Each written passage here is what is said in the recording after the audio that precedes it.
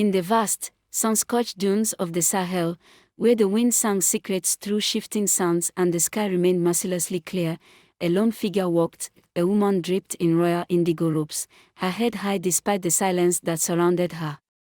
She was Queen Soraya of Goranda, the last monarch of a fallen kingdom, betrayed by those she once called kin.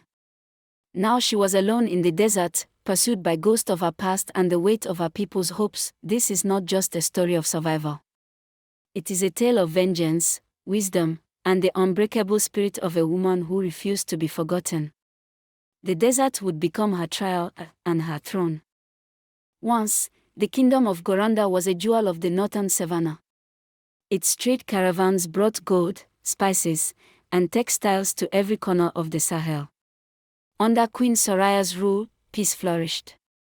She was wise, learned in ancient law, trained in strategy by her father, and loved by the common folk for her justice, but in every court, envy blooms. Soraya's cousin, Danjuma, hungry for power, allied with mercenaries from the outer tribes. While the queen celebrated the festival of moons, the palace gates were thrown open. Blood ran through the marble corridors of Goranda's royal court like rain through gutters. Her guards were outnumbered, her allies silenced. She barely escaped, guided by her loyal handmaiden, Ziba, who fell protecting her. With nothing but her robes, a carved dagger, and a water skin, the queen fled into the desert, into exile. The desert of Zunguru was no place for the unprepared. Sandstorms could strip a man to the bone. Scorpions, snakes, and thirst hunted as savagely as any soldier. Soraya, raised in palaces with silken walls, now had to sleep under the moon, her ears alert to the howl of wild dogs. On the third day, the water was gone. Her skin cracked. Her vision blurred.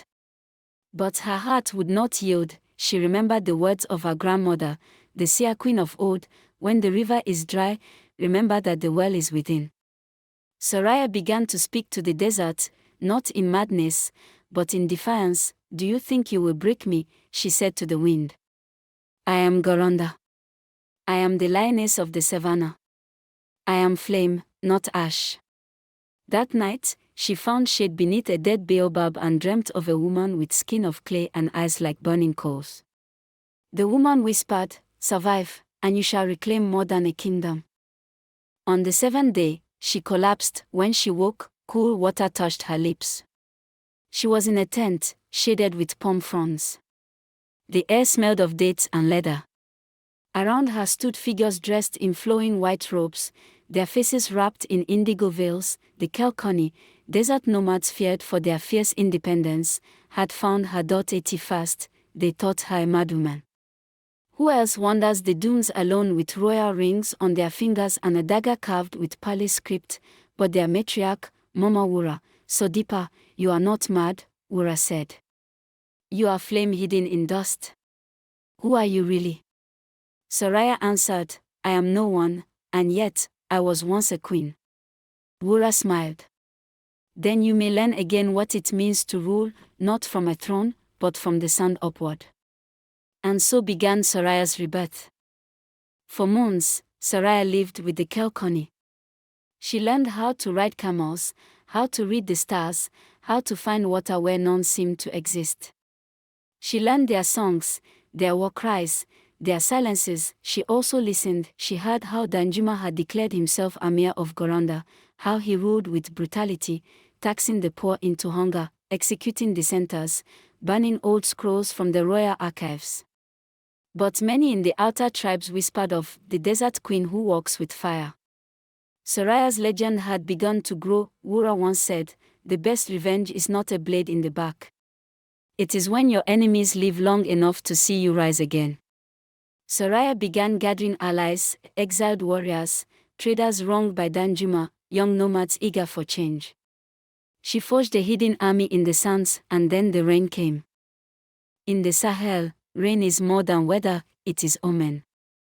The night thunder cracked the sky open. Soraya stood bareheaded beneath it, lightning reflecting in her eyes. Goranda does not die, she declared to her growing followers.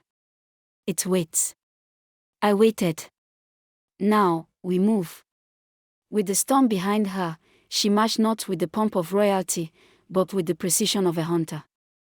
Her caravan, camels bearing arms, warriors cloaked in indigo, spies hidden in trade groups, moved across the savannah like shadows. Danjuma's spies were blind to it. Soraya's first strike was not at the palace, but at the grain silos.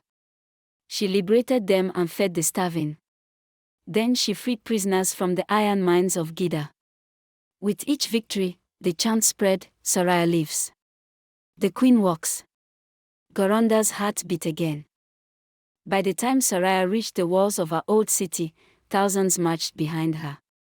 Farmers, traders, scholars, nomads. The people had chosen her again, not because of blood, but because of belief. Danjuma laughed at first. A woman, a ghost queen, he scoffed. Let her try. She tried, and in 3 days, the gates fell. Her army did not pillage. They rebuilt. They lit lamps in the temples. They sang the old hymns. Soraya walked barefoot to the palace gates and called out, Danjuma. You took a crown, but not the soul of this kingdom. Face me. And he did. On the palace steps. He raised a jeweled sword. She drew the dagger Ziba had died for. The duel was brief. Her blade sank into his heart as he muttered, You were never meant to win. She replied, But I was meant to survive. Queen Soraya did not sit on the old throne. She melted in its place. She built a round table, where voices of elders, warriors, farmers, and even nomads could be heard. Her court became a council. Her rule, reborn, she invited the Kelkoni into the city, honoring their wisdom. She rewrote the laws to protect the poor. She established libraries where the ashes of the past had once blown. She planted trees where corpses once fell. She was not the queen of gold, but of grit. Not of luxury, but of legacy. Children were named after her. Songs were sung in marketplaces. The desert itself seemed to sigh in relief. Years passed. One night, under a silver moon, Soraya walked out alone into the desert once more, as she had years ago. Her guards called for her, but she waved them off. She walked to the same baobab tree, now alive, its roots deep and wide. She sat beneath its desert. She whispered, You did not break me. You remade me. She heard the rustle of ropes. Wura's ghost sat beside her, smiling. You did not win with sword alone, the old nomad said. You won with silence, waiting, and fire inside. Soraya nodded. And I will teach others to do the same.